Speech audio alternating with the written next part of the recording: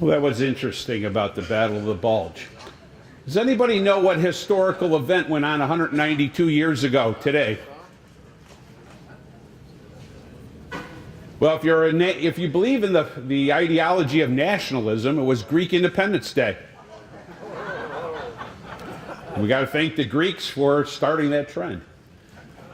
Had to get a plug in, folks. Sorry. I know. Trivia. Okay, well, what am I picking up on tonight? Stalin Strikes Back, Operation Citadel. We're going to talk about the Battle of Kursk, and I'm going to bring you up to speed with what's going on the Eastern Front. As we left you a few weeks ago, Hitler was suffering a tremendous defeat, wasn't he? He just had his field commander, Field Marshal von Paulus, surrender an entire army to the Soviets. Entire army. February of 1943 was a very dark period in Germany. Remember, the first couple of years in the war, nobody's stopping the Germans. They're rolling. And now, there's doubt.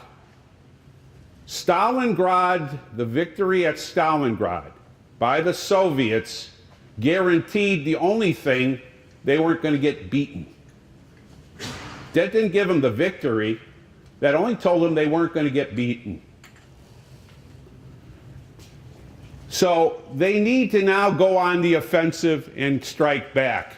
And that's what we'll cover tonight. We're going to cover the aftermath of the failed Stalingrad offensive. We're going to talk about how Stalin consolidates his personal power and becomes a formidable force. If there's any one of the war leaders that grows during the war and grows tremendously, it is Joseph Stalin, who comes into this as a very tentative, poorly organized leader, and by 1944 essentially has the majority of the cards in his pocket and is firm and resolute as to what he's going to do and how he's going to do it, and he begins to bully his other allies, Churchill and Roosevelt, to the point where they feel they can't really stand up to him. In fact, one person that's really feeling bad about it is Churchill. He really is angry at Stalin, but it's one of these things. The enemy of my enemy is my friend. And we're going to talk about that. And we're going to talk about how the creation of a huge reserve, not only in personnel, but material, is going to aid the Soviet Union on the Eastern Front. Some of that material aptly came from here. American jeeps, trucks, etc. Through Lend-Lease assist the Soviets. And Muskegon, that nexus, 1 degree of separation, Muskegon's always there. Continental Motors. A lot of those engines were in those jeeps and in those trucks going across the sea to the Soviets to help them in their materials. We will talk about Stalin's leadership style, and I'll talk about how this all comes to a play at Tehran. Tehran is going to be his greatest diplomatic coup. December of 44 will be his biggest and shiningest moment. And he's going to come away with the meeting with the big three as the ultimate victor. We are also going to get in tonight the information about how the Soviets went on offensive.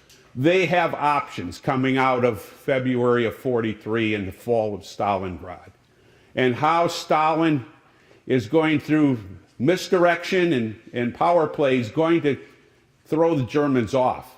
And we're also going to talk a little bit about Hitler and Hitler's indecision, how he comes out of Stalingrad for a period shaken, indecisive, and with pretty much egg on his face, and how he allows for one moment in time, a brief moment in time, his generals to actually make decisions and do their job. And they fail miserably, and he tries to again be the corporal turned field marshal general. Those corporals. Great, great little enlisted, but they don't always make what? Great generals. We'll also talk about Germany's response, and we're going to talk about von Manstein, who is the formative offensive force who's going to counterpunch the Soviets and, for a brief second, create the possibility of Kursk and Operation Citadel. I will also describe a little bit tonight the rise of anti-tank units and some of the defenses that they used. And I'm going to show you some of the German tanks tonight.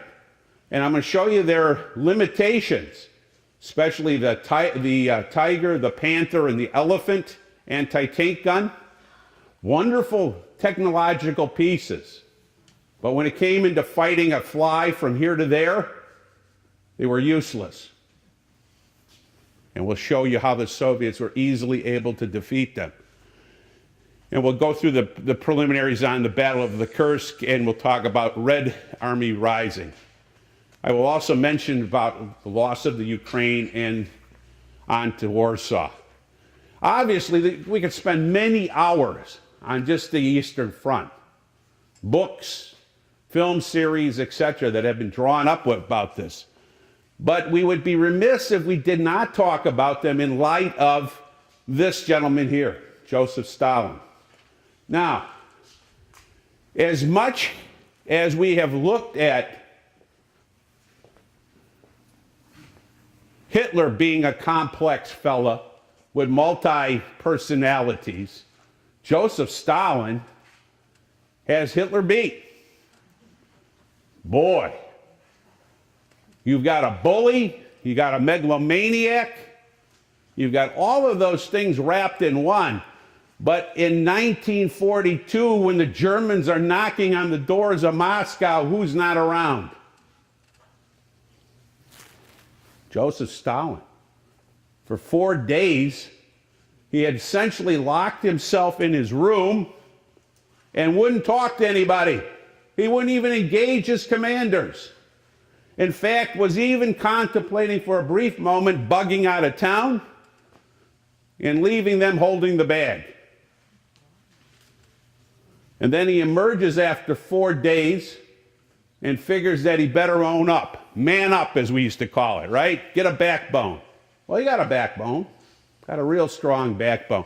Gave a speech to the Soviets people that began the process of developing what we will call the Great Patriotic Front.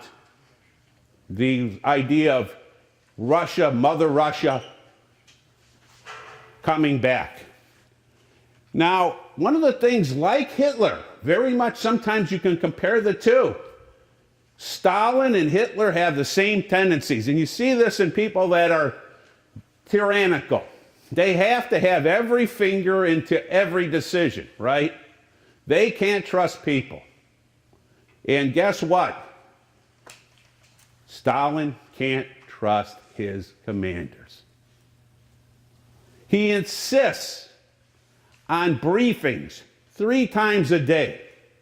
One at noon, one at 6, and one at 3 o'clock in the morning. God knows when those poor staff officers ever slept, right? Because how much new could have taken place in a few hours? But he insisted on those things. He also had to have his finger into all the shots. He had to call all the decisions. That meant deliberately interviewing and playing devil's advocate almost with every field commander in terms of their decisions. And when they failed, he had no hesitation to publicly shame them, shoot them, or do anything possible to ruin them. Yeah, but didn't... please, Werner, I'll give... Say a word right there, what you said. Stalin had enough smarts, which Hitler didn't have. He let his 3 top commanders make the decisions. Yeah, and we'll talk about Georgy Zhukov. Who rode the white horse in Moscow? not Stalin, was his main commander. Rushakovsky, I'm sorry. But again, the trouble is, if you didn't have a backbone, he what? He ran over you. And he did. He ran over a lot of guys, a lot of folks. He would push them and make them feel like nothing. But maybe that's part of the thing that makes a good leader, is he challenges people.